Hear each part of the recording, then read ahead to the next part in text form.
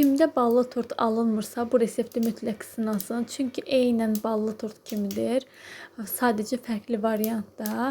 İndi sizinlə resepti bölüşəcəm. Gördüyünüz kimi pambıq kimidir. Hazırlayan kimi mən kəsdim. Hələ onu 2 saat dinləndirdikdə lap gözəl, lap yumuşaq alınır. İndi isə hazırlama qaydasına keçək. Öncəliklə az xodda balı qazana əlavə edib qarışdırırıq. İsindikdən sonra soda əlavə edib rəngi tündləşənə qədər qarışdırırıq. Rəngi tündləşdikdən sonra yağ əlavə edib yağ əriyənə qədər qarışdırırıq. Yağı tam əridikdən sonra kənara qoyub xəmiri hazırlayırıq. Yumurta və şəkər tozunu ağarına qədər çalırıq.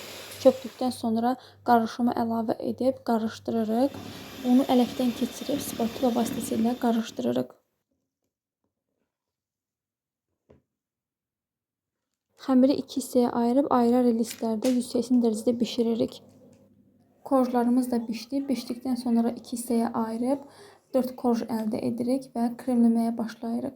Kremlədikdən sonra korjun qıraq bucaqlarını kəsib oxaq edirik. Üzərinə də oxaqla bəzəyirik. Gördüyünüz kimi mini tort alınır. Həqiqətən çox gözəldir. Mən görünüşünü və dadını çox bəyəndim. İnşallah ki siz də bəyənərsiniz. Hələlik.